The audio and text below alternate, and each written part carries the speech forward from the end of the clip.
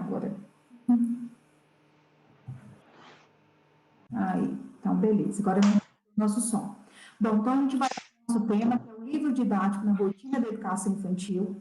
A nossa abordagem hoje vai ser muito, né, partindo do pressuposto de que lugar esse livro ocupa na rotina da nossa sala de aula da educação infantil. A gente tem discutido nossas lives e tem visto muita preocupação dos professores, né, com essa questão. Será que o livro vem para substituir prática de interação, prática do brincar? De que modo será que isso vai chegar aí na nossa realidade de sala de aula e como que isso vai impactar? Então, esse processo, né, a gente vai tentar discutir um pouco da trajetória dessa rotina, da educação infantil em si, do contexto, né, da inserção da educação infantil na educação básica, na educação formal, e quais, né, são os lugares desse recurso didático nesse contexto. Muda para mim? Deixa eu ver se vai dar certo aqui. Vamos ver essa primeira.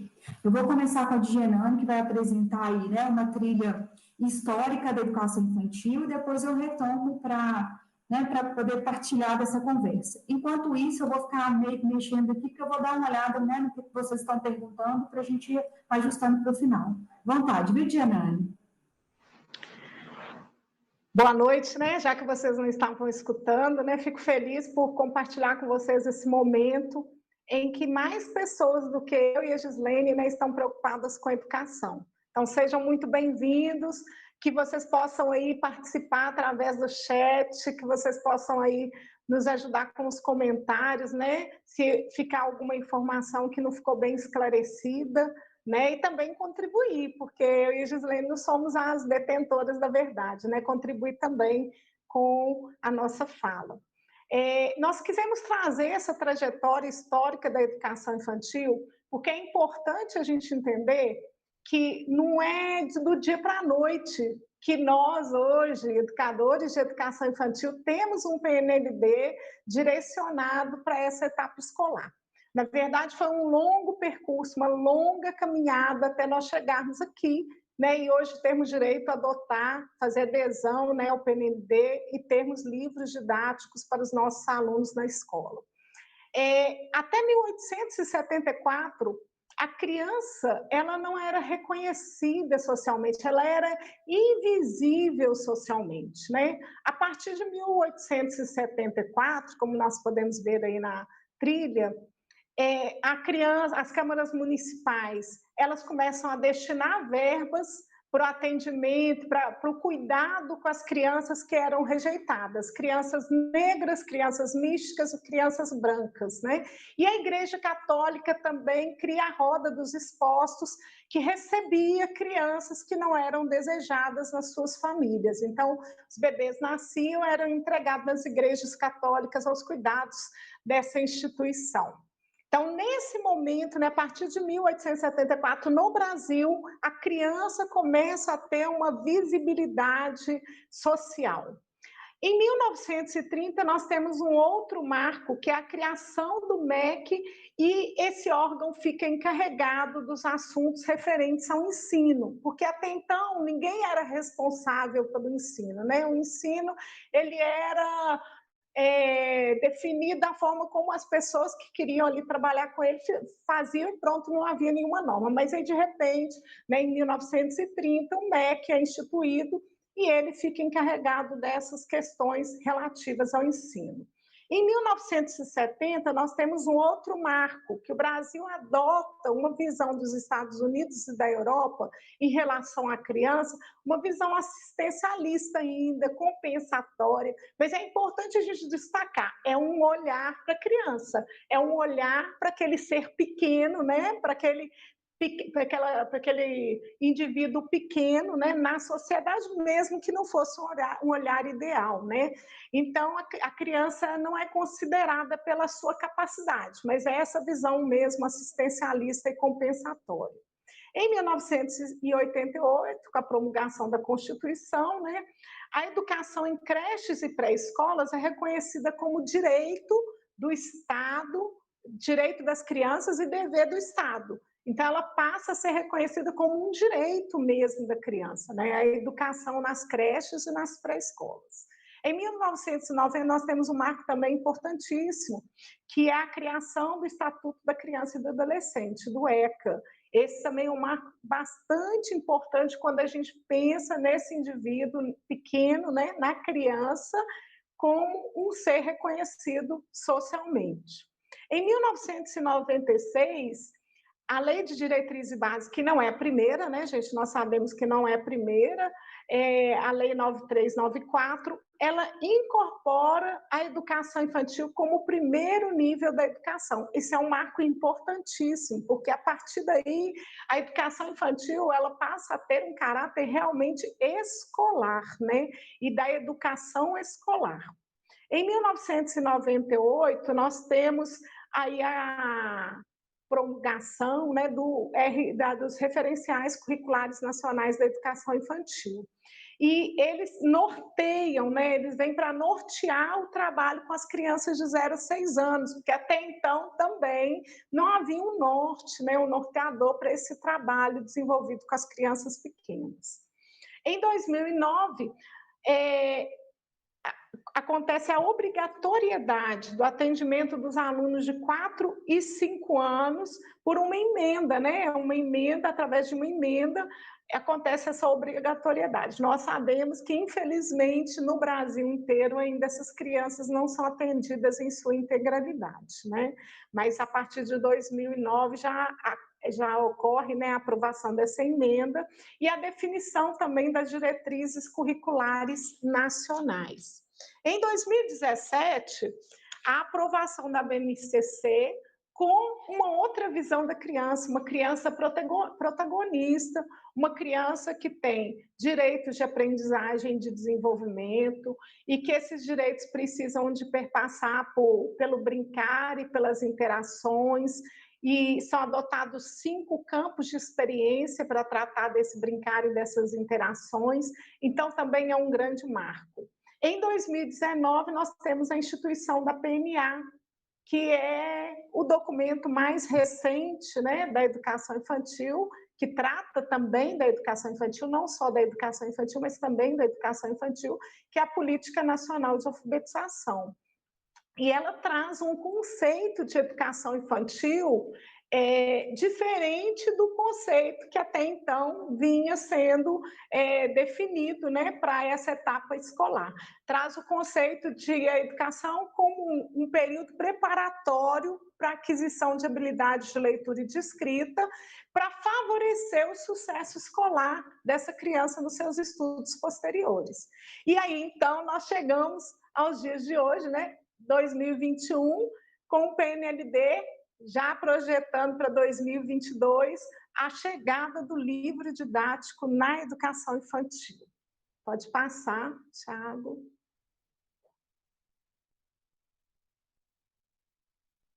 E aí nós vamos situar a educação infantil aí nesse processo todo, né? A educação infantil, ela faz parte da ação básica e agora assumindo esse caráter, né, pela PNA, né, desse período preparatório para a aquisição das habilidades de leitura e de escrita. Pode passar o próximo. Agora com a Gislene. Bom, dentro dessa temática, né, a Maria Alice falou que estava com um pouco de eco, depois vocês vão me avisando aí, tá? Qualquer coisa a gente vai ajustando por aqui.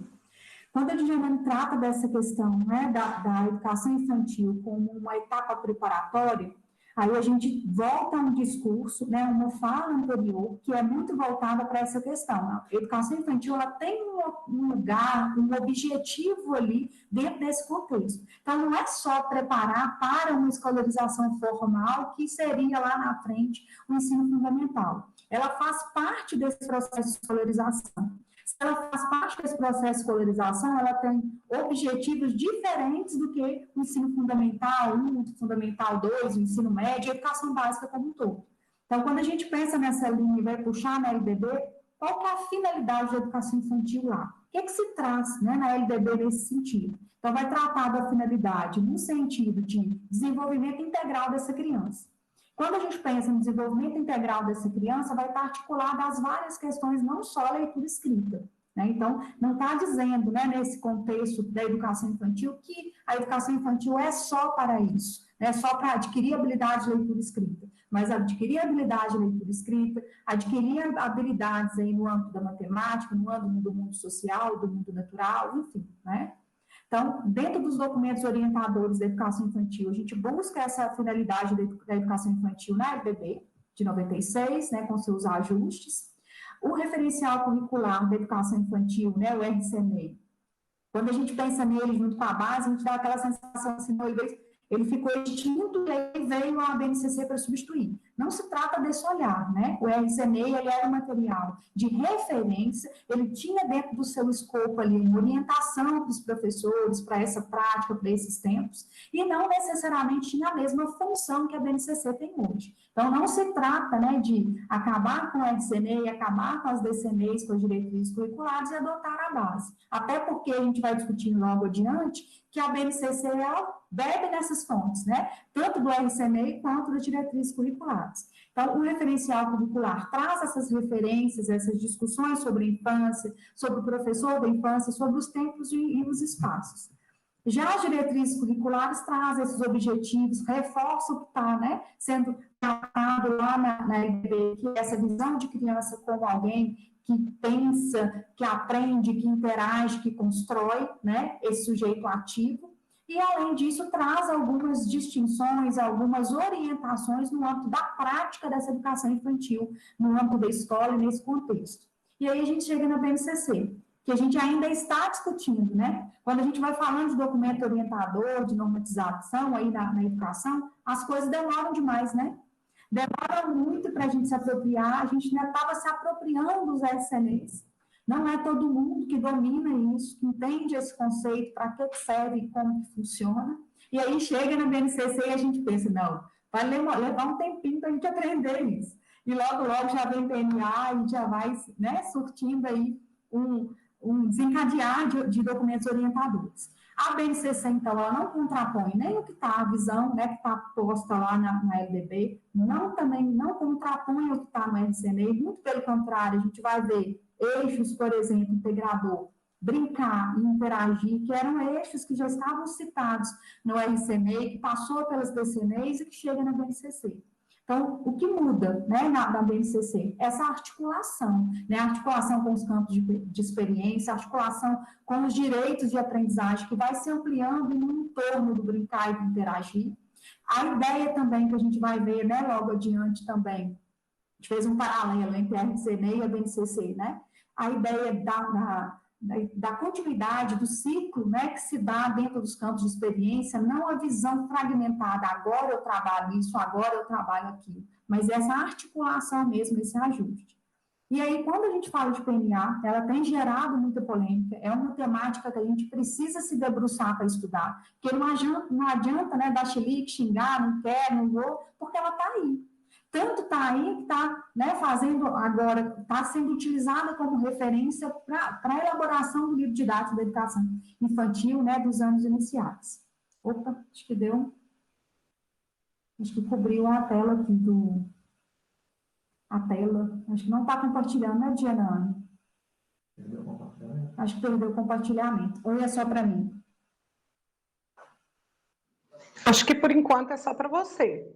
Ah, tá, então beleza. Acho que vocês vão receber com um pouco de delay. Cobriu aí, mas não tem problema não. Eu vou só seguir, né, para não perder. Então, quando pensa aí na PNA, né, aqui não está. Pensa aí na PNA e vai estruturando esse escopo do que é, não adianta a gente reclamar, porque está aí. Então, é conhecer mesmo e conseguir compreender, né, o que é um entrave, como que a gente vai se ajustar a esse entrave aí no contexto da nossa prática, né, no dia a dia da nossa prática, o que a gente vai fazer com isso? Que foi o que a gente fez, né, eu, Diana, enquanto autoras e muitos outros. Do que a gente pôde se apropriar do que estava posto no edital, transpor isso para uma prática mais próxima da nossa realidade, daquilo que a gente está em acordo. Pois é, agora eu fiquei sem suporte aqui, Diana. Deixa eu só voltar aqui para... Depois eu volto e fecho. Eu vou abrir só o slide aqui, só para eu não me perder aqui. Além, né, da questão da PNA, a gente volta para uma ideia, né, do projeto político-pedagógico, que é, na verdade, que é, na verdade, o que a escola faz com toda essa documentação orientadora. O que a escola se apropria, de que modo essa escola organiza essas orientações e coloca isso em prática, que vai, né, ter uma relação muito próxima com o planejamento curricular.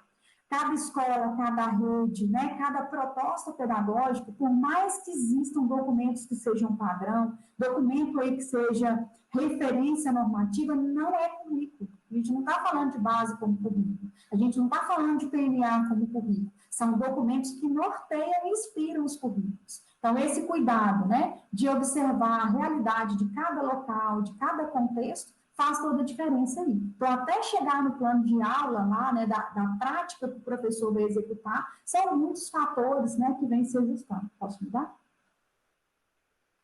Bom, ainda aqui, né, pensando na BNCC, dando esse enfoque maior, a gente tem alguns ajustes, né, de nomenclaturas, alguns ajustes também de detalhamento e até conceitual, obviamente, né. Quando a gente pensa aí na BNCC, o que vem? Vem o eixo estruturante, brinquedos e interações, brincadeiras e interações, da onde?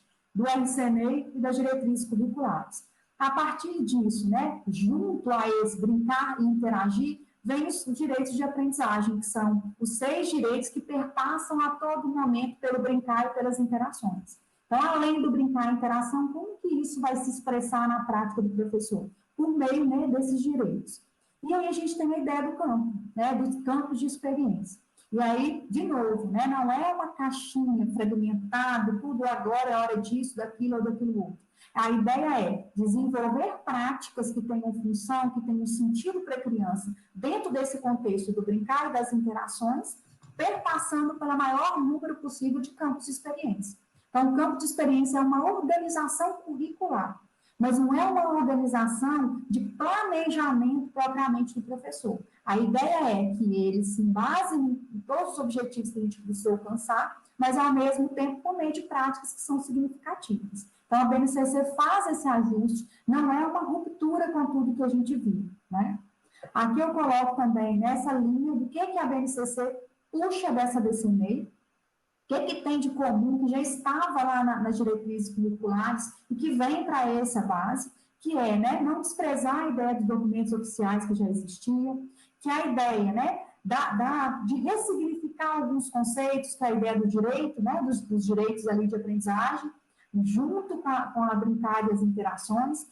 O cuidar e educar não está extinto na BNCC, muito pelo contrário, ele vem, né, como um link entre cuidar, educar e brincar, como aspectos indissociáveis, isso não muda. Os eixos norteadores também estão presentes na BNCC. Então, no objetivo mesmo da gente tentar articular e entender que na trajetória histórica não é ruptura, né? Não é uma questão que está desfazendo algo que já existe, ok?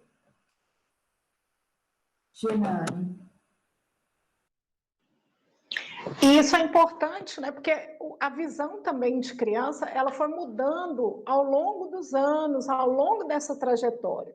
E hoje ainda continua mudando. Eu já vi que aqui teve uma pergunta falando o que nós achamos, né, dessa PNA em 2019, né? Depois, no final, nós vamos tratar desse assunto, mas é importante a gente ver que a visão de criança, ela vai mudando ao longo do tempo. Nós não somos os mesmos, as crianças não são as mesmas, né? A nossa visão sobre educação também, né, vai aprimorando, né? Nós esperamos que nós tenhamos nos tornado profissionais melhores com o passar dos anos, né? Eu creio que você se tornou, como nós também, né? Nós vamos buscando. Então, essas mudanças que vão acontecendo, e, por exemplo, a BNCC, né? Ela não exclui o processo todo anterior, mas ela vem pegando os documentos já existentes e parece que ela procura refiná-los, né, numa nova abordagem, né, trazendo uma nova roupagem de acordo com os estudos que vão surgindo, né, então vai aparecendo um novo conceito, uma nova abordagem. Por exemplo, nesse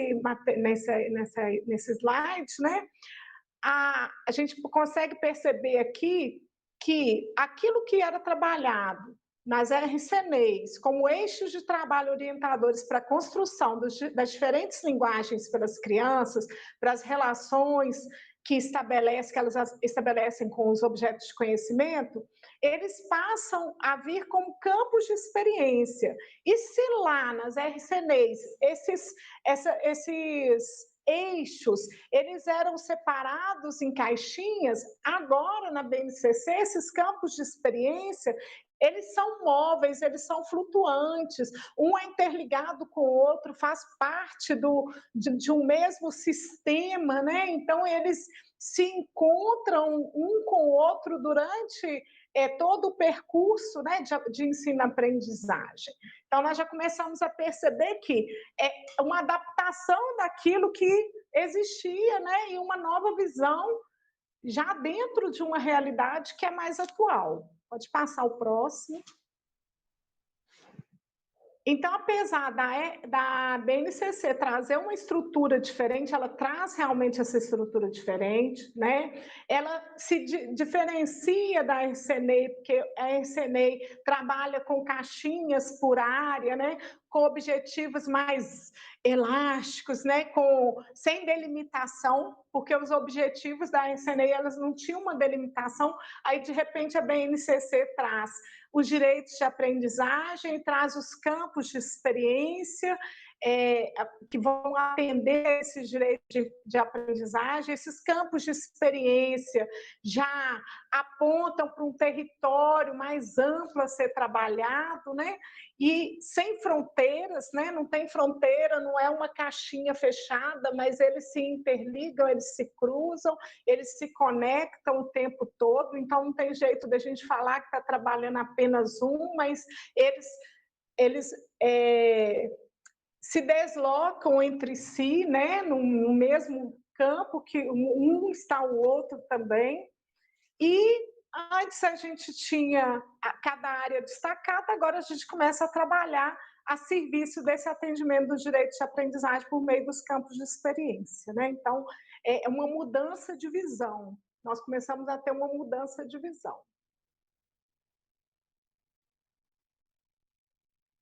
Pode passar o próximo.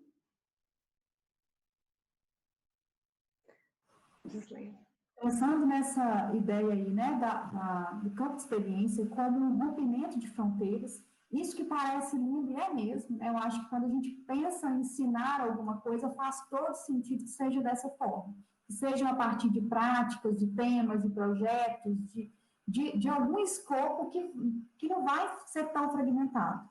Mas esse processo também não é fácil, né? O professor que está na sala de aula, organizar o tempo pedagógico dentro desse escopo de organizar algo muito cíclico, dificulta mesmo. Tanto é que é uma demanda dos professores essa questão. Como planejar de acordo com a BNCC? Respeitando essa ideia cíclica, essa noção, né, de interação.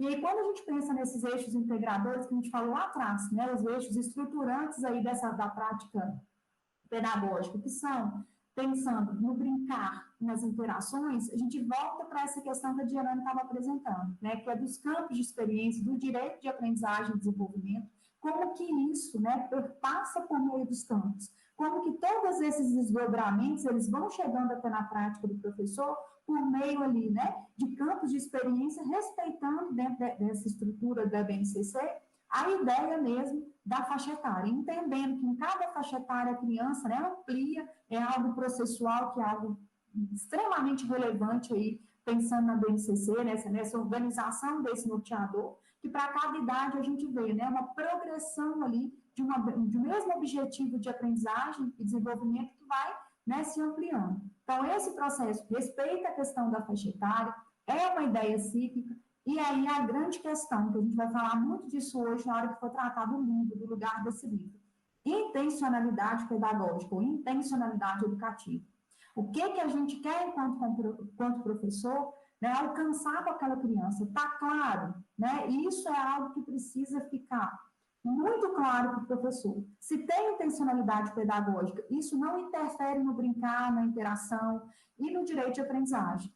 A criança está brincando, a criança está interagindo, a criança está convivendo, está participando, no processo mais lúdico possível. Mas eu, enquanto professor, vocês, enquanto professores, precisam saber qual a intenção do que está sendo trabalhado. Dentro de um espaço formal, a gente vai voltar nisso várias vezes hoje na fala, dentro de um espaço formal de educação, precisa existir intencionalidade educativa. Então, o aluno brinca, o aluno se diverte, o aluno aprende nessas construções, mas nós, enquanto professores, temos uma intenção, precisamos ter uma intenção, né, educativa, uma intenção pedagógica clara e acompanhar mesmo os processos de aprendizagem e de desenvolvimento da criança. A hora que a gente escolhe trabalhar determinada coisa de determinada forma, eu tenho ali uma intenção, e além dessa intenção, eu preciso de quê? Eu preciso pensar em como que eu vou acompanhar esses processos. Além, né, dessa questão da interação, de novo, a gente vai falar disso porque isso é essencial no trabalho. É essencial na escolha que a gente vai fazer do recurso didático, quer seja livro, matriz, jogo, brincadeira, sei lá. Né? A interação, ela precisa estar nesse processo. Ela precisa ser vista como algo primordial. A criança, ela vai aprender a partir dessa construção, dessa interação dela com outra criança, dela com o adulto, dela com o espaço, escola, dela com o espaço comunidade, dela com esse ambiente mesmo, que está ali, né, que vai possibilitar a garantia desses direitos de aprendizagem. Então, esse espaço é um espaço que tem que ter intencionalidade e que a criança precisa alcançar isso por meio dessas interações. Não tem jeito de pensar nenhuma prática da educação infantil fora disso, né? O que a gente vai realizar na educação infantil que não vai perpassar pela interação e pelo brincar? Então, o brincar aí, ele é visto com um viés muito pedagógico. Lembrando que o brincar é lúdico para a criança aprende com esse espaço lúdico, mas o meu processo de escolha e de favorecimento desse brincar, enquanto professor, nessa dimensão lúdica, eu preciso ter intencionalidade pedagógica. Eu participo desse brincar, eu faço intervenções nesse brincar, dados momentos eu observo, né, externamente esse brincar, em outros momentos eu faço parte, né, de construção de cenário, de ajuste desse brincar. Então, é por meio desse viés pedagógico e lúdico que a gente vai trabalhar com as crianças. Então, intencionalidade pedagógica nesse processo é a palavra essencial aí, né, a palavra mágica desse processo, né, Diana? Além, né, dessa questão do colocar isso em prática, que era o que a gente estava dizendo.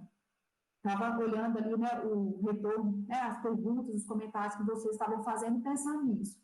A dificuldade não é entender que isso é bonito, que isso é bem feito, que isso faz todo sentido para a gente enquanto professor. O grande dilema é como que eu faço? Eu, professor, com todas as limitações da escola pública, e não só, né, de qualquer rede, mas da pública, a gente evidencia isso. O que a gente precisa fazer para dar conta de colocar isso em prática? Para pensar numa educação que seja cíclica, para pensar numa educação que rompa campos de experiência, rompa caixinhas, para pensar numa experiência de aprendizagem que seja produtiva, lúdica, atrativa, né? Então, a gente tem que pensar que é todo um combo, né, que a gente está respaldado, isso aqui tudo, quando a gente vai dizer dos eixos integradores, brincar e as interações, dos direitos de aprendizagem, né, da que a gente vai ter lá, conviver, participar, todos os outros, dos campos de experiência, dos objetivos de aprendizagem, que estão todos amarradinhos. Mas como que eu vou fazer com isso? Eu tenho todas as ferramentas, mas como que eu vou praticar isso? Então, o grande desafio nosso da educação, né, é isso, é pensar numa estratégia de aplicar, de colocar isso em prática. Vou deixar esse desafio para a Diana.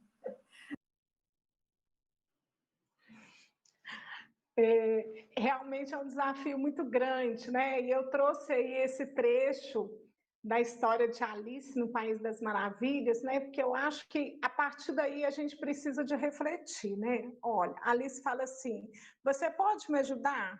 Sim, pois não. Para onde vai esta estrada? Para onde você quer ir? Eu não sei, estou perdida.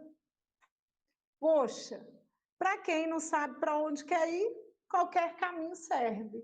Então, acho que o primeiro desafio que nós precisamos vencer é saber Exatamente, onde nós queremos chegar com as nossas crianças de 4 e de 5 anos, de educação infantil, de 0 a 6 anos, 5 anos, né? Hoje 5 anos, né? Porque as de 6 anos foram adotadas aí pelo ensino fundamental, né? Mas onde que nós queremos chegar com essa criança? E aí, a partir de todos aqueles documentos norteadores, orientadores do trabalho na educação infantil, até chegar no currículo da minha escola, né, que já chega de forma mais peneirada dentro da minha realidade, onde que eu quero chegar com aquela criança?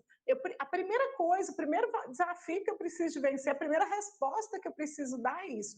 Onde que eu quero chegar com essa criança? Quais são os objetivos de aprendizagem que eu tenho com essas crianças? Quais são as metas que eu tenho com essa criança?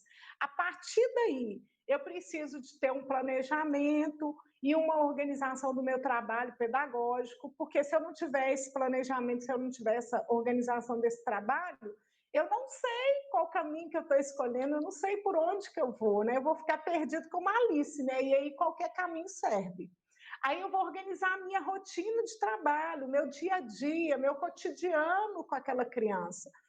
E vou escolher também os recursos pedagógicos que eu vou utilizar.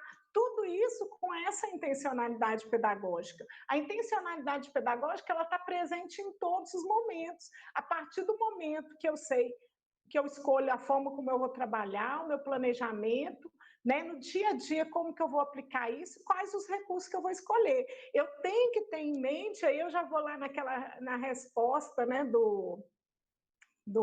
da primeira pessoa que perguntou aqui, depois eu vou voltar aqui no chat, mas nós precisamos, Cleiton, nós precisamos de pensar que a escola realmente ela é uma instituição escolar, gente, e é muito sério, né? Porque a educação infantil não está acontecendo em qualquer espaço, ela acontece numa instituição escolar, e a instituição escolar, ela tem uma função social, ela tem a função de contribuir, né, de construir ali as aprendizagens escolares da criança. Então, nós temos ali um espaço realmente propício para aprendizagens, né? Talvez tudo que hoje a gente está vendo aí na PNA, talvez nos assuste um pouco, e há muitas críticas mesmo, eu acho que nós vamos progredir, evoluir nisso, né? Os documentos vão mudando também de acordo com a visão de quem está no governo também, e as pessoas que são escolhidas para ficar à frente das secretarias e dos ministérios, mas isso nós não podemos fugir, né? Eu acho que nós não podemos fugir disso. A instituição de educação infantil, ela acontece numa instituição escolar. Então, dentro dessa instituição escolar, eu preciso ter uma intencionalidade pedagógica por detrás. E essa intencionalidade pedagógica, ela precisa de me levar a alcançar os objetivos que estão definidos para as aprendizagens naquela etapa escolar. Pode passar o próximo. E aí nós trouxemos aqui, que tem no nosso material, né, na coleção Vila Mundo, como orientação para o professor, que essa rotina ela precisa ser pensada, né? Essa rotina, a partir do planejamento, como que eu organizo o meu dia a dia com minha turma? Como que eu organizo o meu dia a dia com os meus alunos? Quais são as atividades que eu vou privilegiar nessa rotina? Qual a frequência dessas atividades? Isso tudo vai dizer da minha intencionalidade pedagógica e do lugar onde eu vou chegar com essa turma ao final daquele processo ali. Né? Então, eu preciso de ter, por exemplo, com que frequência, né, acontecem as leituras, com que frequência acontecem os jogos na minha turma, com que frequência acontece o trabalho de consciência fonológica, com que frequência eu trabalho com música, tudo isso vai dizer de quais os recursos, os processos, né, as estratégias que eu estou utilizando ali para chegar a alcançar aquele objetivo de aprendizagem que está ali definido para o meu trabalho com aquela etapa escolar. E também matemática, né, no próximo slide, nós vamos ver como a gente define, né, como que a gente vai trabalhar com matemática, como é que a gente vai trabalhar com o número, né, com a construção de número, como que a gente vai, qual a frequência dessas atividades, o que eu vou privilegiar, o que eu vou dar menos ênfase, né? Tudo isso vai dizer de como que eu vou alcançar, como que eu estou pensando em alcançar esses objetivos de aprendizagem.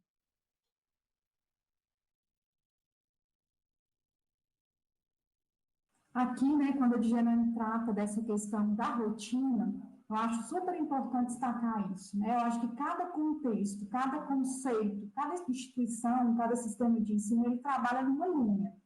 Ele tem suas crenças, ele tem ali, né, os autores que respaldam a sua prática. Então, quando a gente traz, né, uma sugestão de rotina, é bem sugestão mesmo, né? Cada escola, cada professor, dentro da sua realidade, vai fazer uso disso ou não, vai achar que aquilo é relevante ou não. Independente da nossa crença, o que não pode deixar de existir é que exista uma rotina.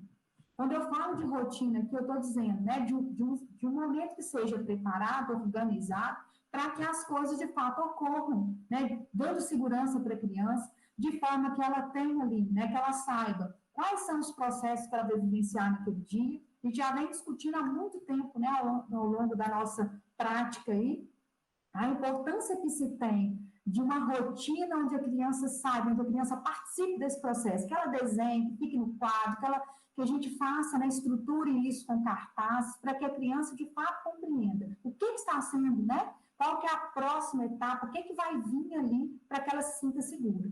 E além disso, por trás disso, tem toda a intencionalidade do professor, todo o planejamento dele, organização desse trabalho pedagógico, que pode se dar de diversas formas, né? Projeto, pode se dar aí de inúmeras outras maneiras que não só um planejamento que seja diário, um planejamento que seja por tempos e rotinas, enfim, o importante é entender que esse processo, essa intenção, essa organização do trabalho pedagógico, ela precisa existir.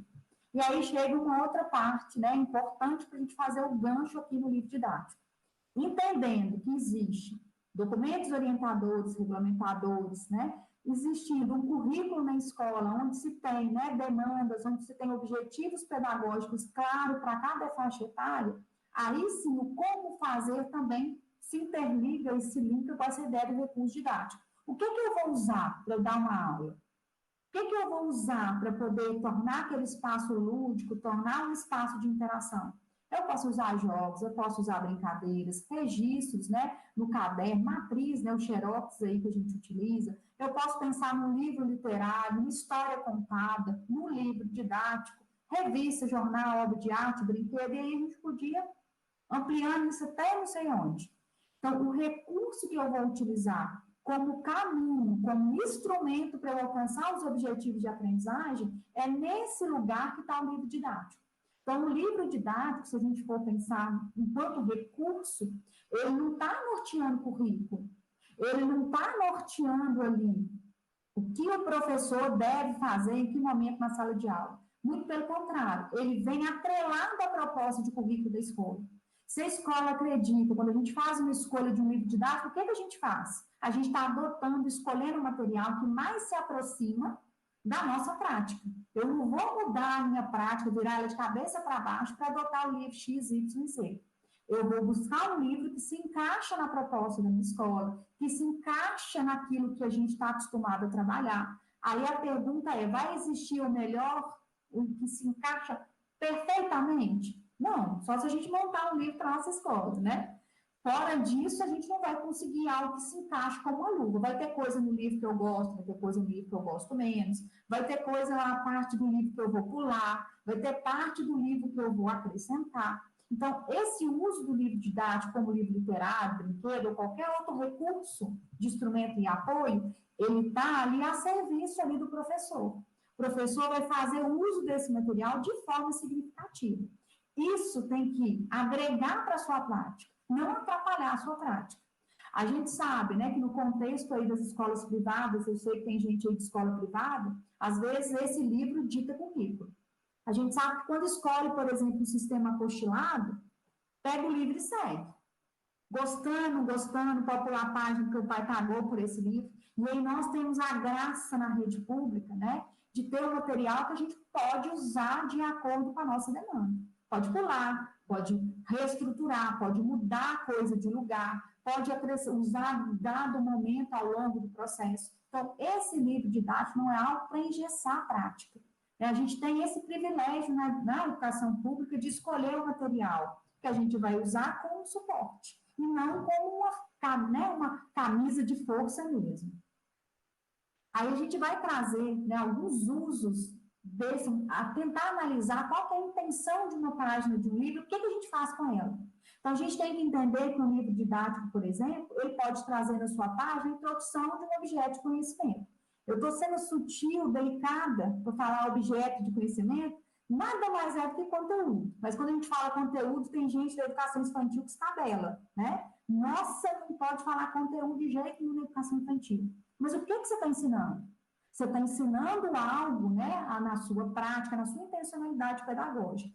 Obviamente, o nosso foco não é o conteúdo, é o objetivo de aprendizagem que a gente quer alcançar. É a competência, a habilidade que a gente deseja que aquela criança alcance. Mas o caminho para isso são os conteúdos. O Rabassa chamou bonitinho, né? São os objetos de conhecimento. Então, por exemplo, nessa atividade que a gente exemplificou aqui, está introduzindo a letra B, né? Está trazendo um lado, né? Uma atividade que envolva o conhecimento alfabético, trabalhando o nome, a forma e o nome daquela letra, nome, forma e som daquela letra. Então, nesse caso aqui, é uma atividade que o professor pode utilizar como introdução. Ele precisa fazer só isso e ir para a próxima página? Não. A partir dessa introdução do conteúdo, ele vai introduzir dessa forma, ele vai incrementar um pouco, ele vai trazer outras concepções, às vezes ele já vai ter feito, né, alguma mediação, intervenção ali pedagógica que antecede esse momento de introdução para chegar nisso. Então, é entender, né, olhar para aquele livro e olhar, o que essa página traz? Ela traz uma proposta de introdução. É algo que me atende? Eu preciso fazer só isso? Ou será que eu tenho que fazer algo além disso para poder introduzir esse objeto de conhecimento? É uma boa prática a partir desse texto, desse nome, dessa abordagem? Então, quando a gente vai analisar, escolher uma obra didática, a gente precisa verificar isso. E quando a gente vai trabalhar com esse material, mais ainda. É entender aonde que está introduzindo, aonde que está consolidando determinadas aprendizagens, aonde que está indicando algumas práticas. Então, a gente vai mostrar, né, algumas páginas e tentar fazer esse link, para a gente perceber que no livro, no instrumento, eu estou citando um livro didático, mas poderia ser uma matriz. A gente tem intenção diferente para ela. E aí a ideia é qual é a intenção pedagógica que eu tenho com aquele material que eu seleciono. Seja a matriz que você pegou da internet, que a matriz que você produziu, que você pegou emprestada do colega. Qual que é a sua intenção para a sua turma? O que você quer alcançar, né, com essa atividade, com essa matriz? Então, se no primeiro exemplo, né, que a Gislene deu, a página do livro era para introduzir, né, um objeto de conhecimento, nessa atividade que nós trouxemos a sugestão aqui, o livro é para orientar uma prática lúdica para o desenvolvimento de uma habilidade. Então, cada página do livro ela vai ter uma intencionalidade também. Você vai usar essa página, né, no seu dia a dia, na sua rotina, de acordo com aquilo que você pretende ou que você precisa trabalhar com seus alunos. Então, no caso aqui, é aquela brincadeira muito conhecida por muitos professores da educação infantil, né, que é o boneco de lata, né? Então, essa brincadeira vem para orientar uma prática lúdica, né, para o desenvolvimento de uma habilidade cujo objeto de conhecimento é o corpo, né? Então, meu boneco de lata, bateu o pé no chão, né? Então, quando a criança vai trabalhando aquilo ali, ela vai reconhecendo as partes do corpo, então, uma prática para isso, né? Então, nós precisamos de entender, né, compreender qual a intencionalidade daquela atividade ali e como que eu vou usá-la no contexto da minha sala de aula, no contexto dos meus alunos. Próximo, vamos dar mais um exemplo. Aqui ela já assume um caráter de uma ferramenta para registro a partir de uma prática orientada e realizada com as crianças, né? Então, a partir daquela atividade, que é a atividade do boneco de lata, nessa atividade aqui, o professor já pode fazer o registro com as crianças, né? Já a criança parte para a etapa do registro, mas a partir de uma prática que ele já vivenciou, que ela já vivenciou ali com o corpo, né? Na brincadeira, de forma lúdica, nessa etapa que ela já vai fazer o registro desse conhecimento que foi construído ali a partir da brincadeira. Quando a gente trata dessa questão do registro, da sistematização das aprendizagens, isso é muito importante na educação infantil. Porque a ideia não é o brincar pelo brincar. Às vezes, até a intenção daquele brincar é se divertir, é ser lúdico, ok. Mas quando a gente pensa em práticas com intencionalidade, a gente tem que considerar que nem sempre é só um jogo e acabou e voltou para a sala. É importante a ideia do registro, quer seja esse registro com bolinha, quer seja esse registro por meio de desenho, quer seja esse registro ali por meio de fotos, mas o registro dessas práticas, elas é muito importante, né, pensar nessa linha e entender que aquilo que eu estou fazendo, a criança precisa receber essa mediação pedagógica para fazer esse link. Aquilo que eu estou fazendo, brincando com uma caixa, por exemplo, onde eu estou trabalhando a ideia da adição, que eu coloco tampinha dentro de uma caixa, balanço e a criança olha. Esse registro, essa sistematização disso é importante.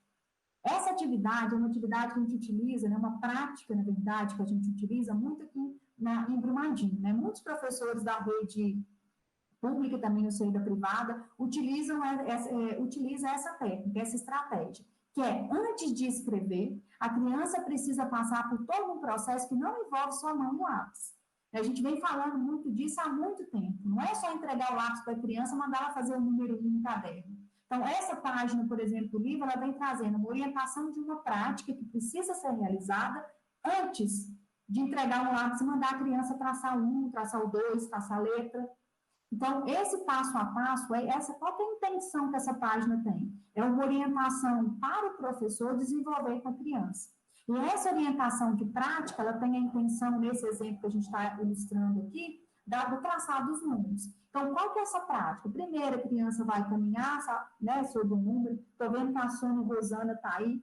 Ela me ajudou muitas vezes aí em oficinas, em práticas, trabalhando isso, da importância, né, de caminhar sobre a letra traçada no chão, com corda. Depois, além dessa parte de coordenação motora grossa, vir para uma caixa de areia, onde a gente vai utilizar o dedo e não o lápis, para depois chegar nessa prática do lápis. Então, essa é uma atividade, por exemplo, é uma página que orienta uma prática. E aí, cabe ao professor aqui, né, avaliar essa página, ampliar isso. Não significa que é tudo um dia, a gente orienta isso também, né?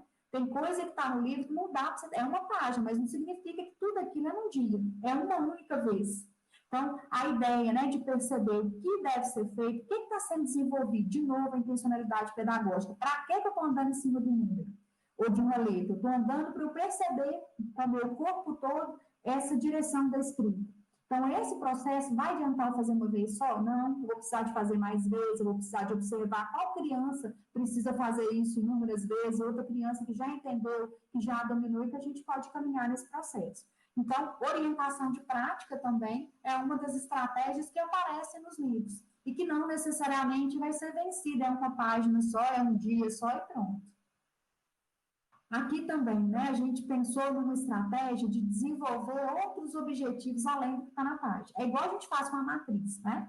Quando eu estou lá na supervisão, eu vou orientar meu professor no trabalho, eu falo, olha, se você for entregar uma matriz, o xerox para o menino e fazer só o que está pedindo lá, você dá 20 no dia, o menino faz. Seja de 4, de 5 anos, você pode entregar 20 folhas, se for só para marcar xizinho, colorir, se não for para explorar o que está ali, pode entregar o livro inteiro para o menino que ele faz. Tranquilamente, se for para riscar, colorir, demanda um tempinho ali, rapidão ele faz.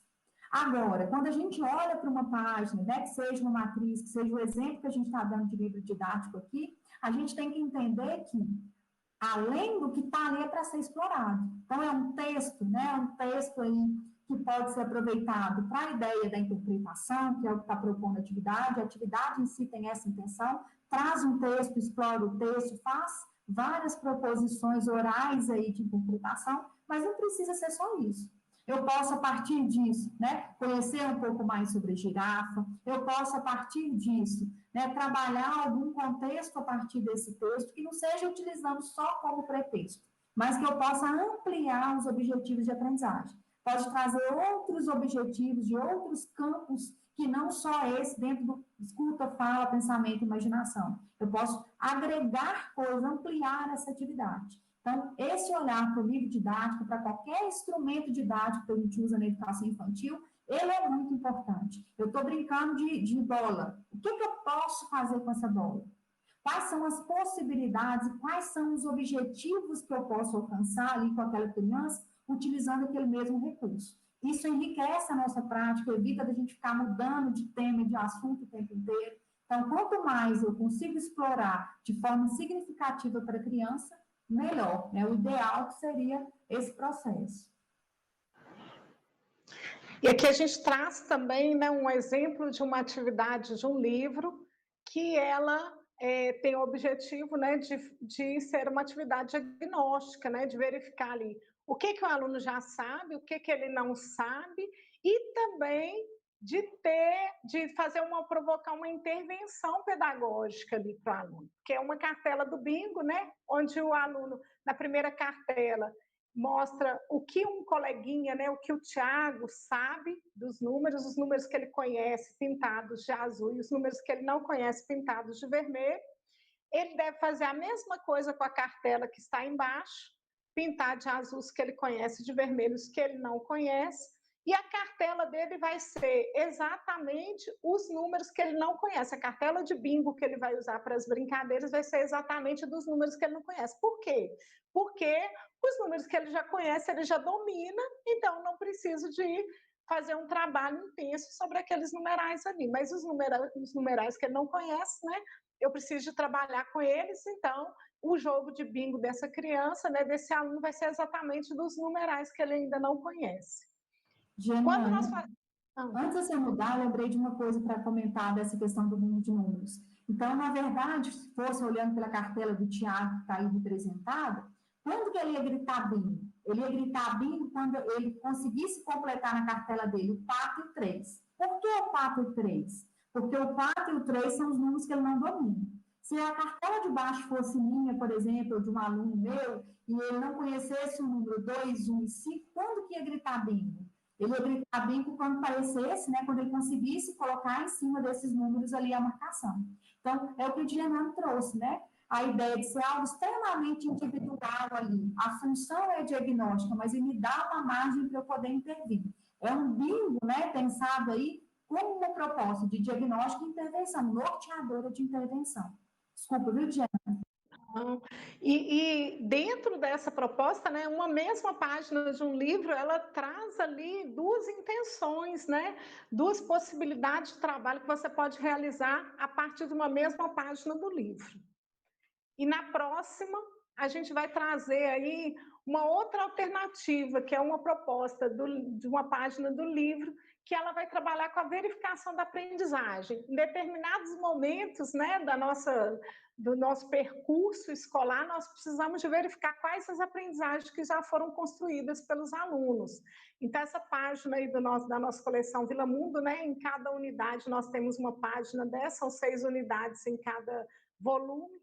Essa página ela tem esse propósito, né, essa intenção de verificar quais foram as aprendizagens construídas pela criança naquela unidade, daquilo que foi trabalhado, do novo que foi apresentado, né? O que essa criança conseguiu construir de aprendizagem? E o que eu vou precisar de depois retomar com ela, né, com algumas crianças, ou com a turma toda, né, que não ficou bem claro para aquela turma que ainda não ficou bem apropriado por aquela turma, o que eu vou precisar de retomar? Então, o livro também pode ter essa propriedade, né, de trazer uma verificação de aprendizagem. Quer dizer que tudo isso que nós mostramos aqui tem em todos os livros? Não. Cada autor, né, ele define como que ele vai trabalhar ali a sua proposta pedagógica dentro do livro, né, dentro da sua obra. Na nossa proposta pedagógica, que é a coleção Vila Mundo, nós trouxemos essas várias possibilidades dentro da obra que você pode alternar dentro da sua rotina. Então, ela tem essa flexibilidade de transitar pela rotina em momentos de introdução, em momentos de desenvolvimento, em momentos de orientação de prática, em momentos de verificação de aprendizagem, em momentos de atividades diagnósticas, né? Então, em todos esses momentos, nós tentamos colocar aí dentro do livro atividades que você consegue transitar pela rotina cotidiana da sua sala de aula trabalhando com essa obra durante 2 momentos. E agora são as perguntas e respostas.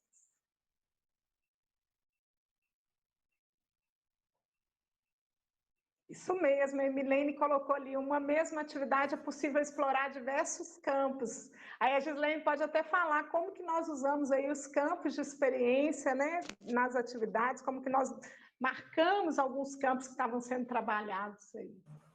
Antes da gente ir para essa parte, a Jeane chamou a atenção para uma coisa que eu acho extremamente relevante da gente pensar, né? Na hora de escolher o material didático. Estou exemplificando o livro porque é o tema do né, da nossa discussão hoje, mas não só. A ideia, né, de verificar quais são as intenções que aquele material tem, se ele me acolhe em qual momento da minha prática, se é algo que eu vou utilizar para verificar a aprendizagem da criança, se é algo que eu vou utilizar para verificar ali se a criança, o que ela já sabe na perspectiva do diagnóstico, se é algo que eu vou utilizar ali para poder sistematizar algo que eu expliquei. Então, essa prática, essa organização, ela é importante que a gente entenda para fazer escolhas não só do livro didático, do material didático em si, mas de qualquer outro recurso didático para se trabalhar. A Diana tinha colocado, eu esqueci, tinha o Tiago para tirar a tela, mas depois, em outro momento, a gente mostra novamente. Então, o que a gente tentou fazer? Acho que foi a Emilene que comentou assim, com uma mesma atividade dá para trabalhar vários campos de experiência. E é essa a estratégia, é pensar dentro do que eu planejei, com contexto, com sentido, agradável e lúdico para a criança, o que eu posso puxar nessa atividade que vai agregar o maior número possível de campos de experiência e mais, o maior número possível de objetivos de aprendizagem. E não é alcançar sem saber que está querendo alcançar aquilo. Muitas vezes, eu falo muito disso, né, nas formações. Às vezes você pergunta para o professor, por que você trabalha rodinha? Aí ele fala, porque tem que trabalhar. Aí você fala, ok, tem que trabalhar para quê? O que você faz nessa rodinha? Por que é importante? Não, porque na educação infantil precisa de trabalhar rodinha. Mas se eu não sei o que eu quero com aquela rodinha, de que modo que eu vou conseguir alcançar objetivos com aquela criança? Então, eu vou para uma rodinha porque eu quero desenvolver oralidade, eu vou para uma rodinha porque eu quero trabalhar naquele dia o nome próprio, enfim, qual que é a intenção que eu tenho para aquele contexto? Então, é aproveitar o máximo possível do que a gente tem em termos, né, de material, recurso pedagógico, para poder puxar o máximo de objetivos possível, planejado, organizado e lúdico, acima de tudo, para a criança. Que eles estavam mais destacados naquela atividade. Então, em todas as atividades da coleção Vila Mundo vão aparecer esses campos de experiência ali em cima. Pode aparecer um campo apenas que nós quisemos destacar especificamente naquela atividade, mas podem aparecer também os 5 campos de experiência destacados ali na parte superior direita da página. Diana, tem um comentário da Maíra, que eu acho extremamente importante a gente comentar dentro dessa sequência, dessa organização que a gente estava falando. Ela fala assim, ó, essa sequência de introduzir, trabalhar, consolidar, verificar e, se necessário, retomar é importante. E é exatamente isso, né? É perceber o que eu estou fazendo, eu estou introduzindo, eu estou ali realmente, né, trabalhando, exercitando ali com atividades, com jogos, com diferentes recursos, variando, às vezes, com a mesma intenção pedagógica, utilizando 4, 5 materiais diferentes para eu conseguir atingir o maior número de crianças possível, mas, além disso, pensar que eu preciso fazer esse passo a passo, introduzo, né, um objeto de conhecimento, eu observo, eu trabalho, sistematizo aquilo, eu percebo, verifico se a criança conseguiu alcançar e, ao mesmo tempo, se ela conseguiu alcançar, se eu vou precisar de retomar ou se eu posso seguir. Né? Isso é muito legal. E a Vitória está colocando ali, é realmente, né, Vitória, essa chuva, essa enxurrada, né, de palavras e de conceitos e de termos, né, intencionalidade pedagógica, objetivos de conhecimento, verificação de aprendizagem, rotina. Será que todos os professores têm essa visão? Talvez, o professor se perca um pouco, né? Ele fique como a Alice ali, meio perdido durante o processo, né? Porque ele está tão envolvido com a rotina dele. Talvez, às vezes, o professor se perca um pouco. Mas aí também tem os pedagogos para ajudar a orientar, né? Lá em Mário Campos, eu me lembro que a gente fazia um trabalho, né, Vitória? minha colega de trabalho, a gente fazia um trabalho exatamente disso, né? De fazer as avaliações diagnósticas, de verificar os conteúdos, né, que foram ali com o ensino fundamental, né? Os conteúdos que mais de 30% dos alunos não conseguiram vencer, retomar esses conteúdos, né? Então, esse processo ele precisa de ser contínuo. E se hoje ainda não faz parte dessa prática, né, essa reflexão sobre o meu trabalho docente, nós precisamos de ficar atentos a isso, porque senão nós não vamos chegar onde nós precisamos chegar com nossos alunos, porque nós não sabemos para onde que a gente está indo, né? E aí a gente não escolhe as metodologias, os recursos, né, as estratégias corretas. Então, a gente precisa mesmo de parar para refletir, né? É necessário esse tempo pedagógico. Na rede pública, nós temos, né? Na maioria das vezes, né? Claro que nós sabemos que tem os entraves, mas nós temos esse tempo pedagógico, né? Que é um tempo de planejamento. Então, eu acho que a gente tá na hora de nós começarmos a sermos mesmo profissionais de educação, né, gente? Profissionais de educação. Nós é que temos o saber pedagógico, né? E muitas vezes outras pessoas, até de fora da escola, que estão aí conduzindo a educação, né? Então, é o meu pensamento aí.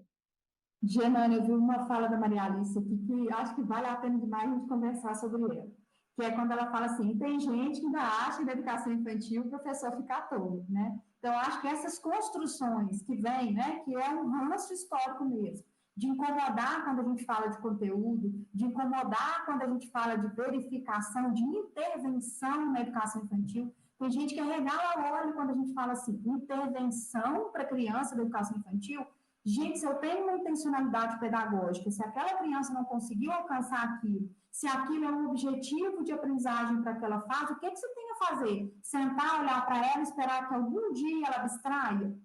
Então, a intervenção pedagógica, o diagnóstico, o monitoramento, e lembrar, gente, que o professor não pode tomar a responsabilidade de colocar nas costas que a aprendizagem do aluno depende só dele. Não é isso. A gente não está dizendo disso. Está dizendo que o gestor tem a sua função, o coordenador pedagógico tem a sua função, o pai tem a sua função. Então, por isso, quando a gente pensa no material, já apresentamos disso, o material do PNLD que vem para o gestor, vem fazendo essa abordagem de formação que alguém chamou a atenção ali, isso tudo é casado para a gente alcançar. Às vezes, a prática, né, do professor de educação infantil, do fundamental 1, 2, é uma prática muito solitária. É ele fechando a porta da sala dele com o mundo sobre as costas. E não funciona assim.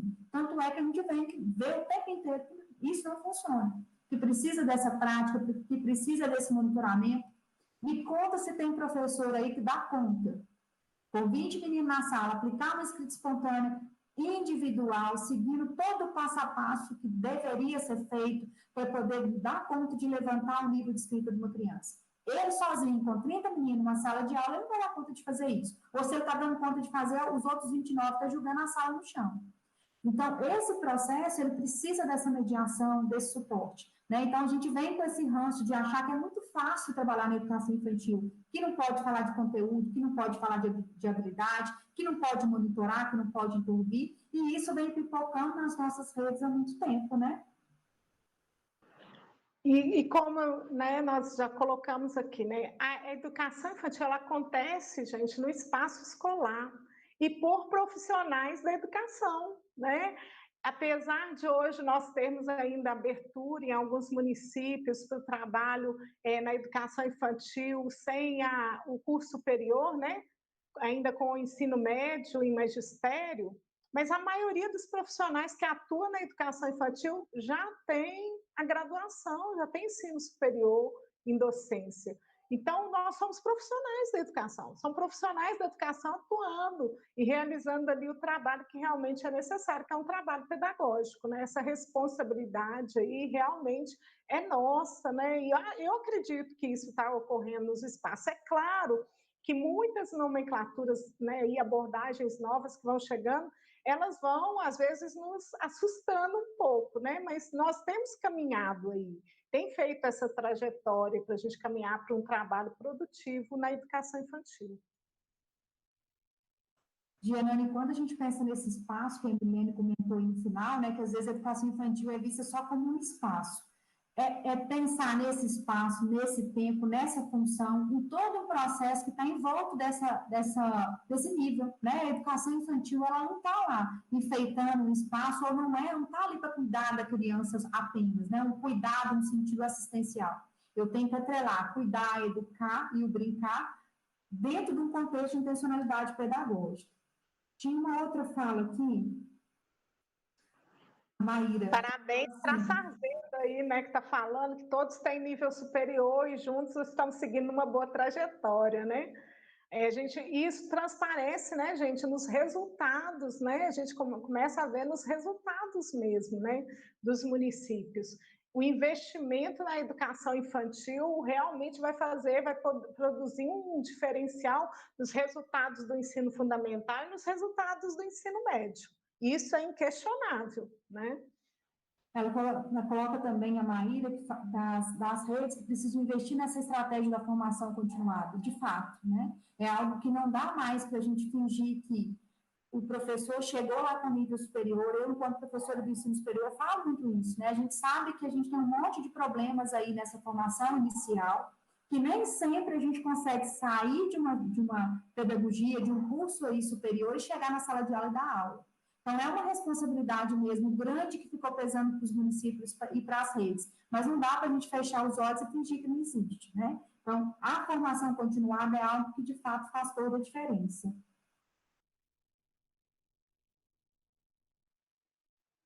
Isso mesmo. E hoje as escolas, né, elas não são depósitos, né? A educação infantil não é um depósito de crianças, né? Realmente é um espaço, é uma instituição escolar, né, que tem função social e que nós respeitamos muito esse espaço e atendemos com efetividade, né, para a garantia desses direitos de aprendizagem e desenvolvimento das crianças. Genane, só respondendo a pergunta do Cleiton, né, lá do início, ele perguntou assim, o que vocês acham, né, da alteração que foi feita em 2019, que se refere à PNA, né? Olha, quando a gente vai avaliar, eu acho que a gente não precisa engolir também uma ideia, uma proposta, uma política, concordando 100% com ela. Tem vários aspectos, né, na PNA, quando eu leio, quando eu estudo, que eu discordo. Né, discordo da abordagem, inclusive, já até citei, né, quando fala da alfabetização matemática, que tem uma crítica lá na PNA que diz que é numeracia e não, né, não uma proposta de alfabetização matemática pelos nossos estudos, pelas minhas crenças. Eu gosto muito mais, né, do termo educação matemática pelo contexto, pelo conceito, pela construção que foi feita em torno disso, do que de numeracia.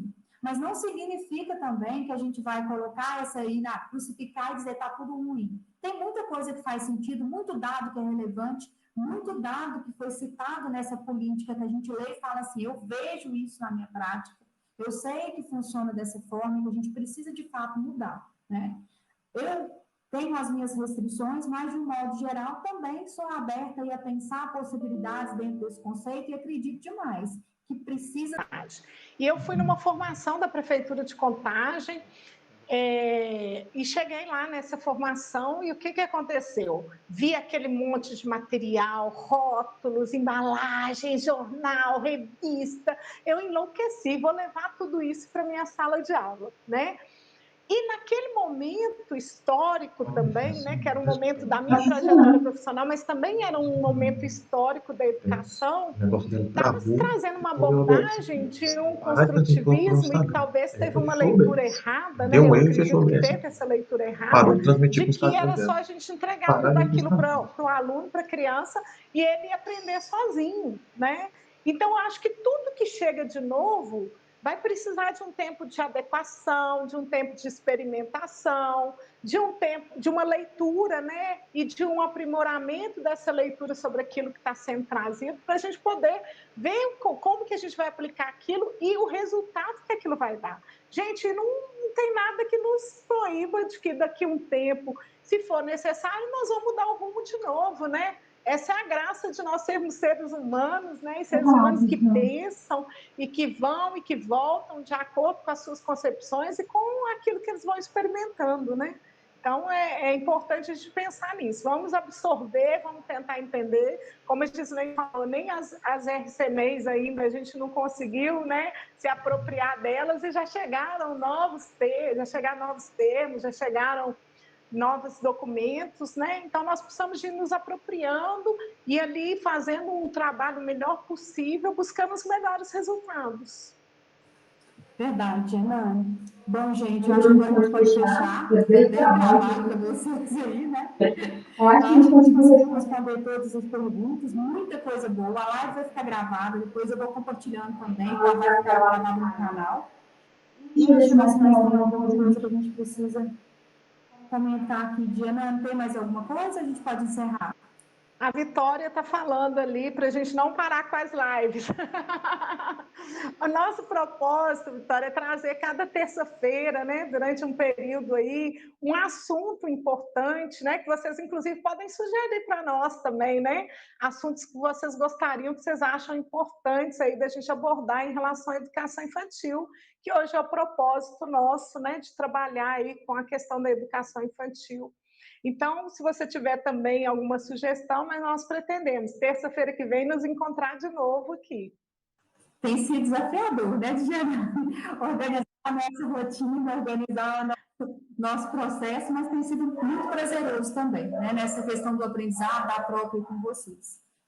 Essa tecnologia, né, que fica aí por detrás do Thiago para fazer a transmissão, tudo isso é desafiador, é arrumar tempo, né? Porque a Gislene é ocupadíssima, eu também tenho minhas obrigações aqui, né?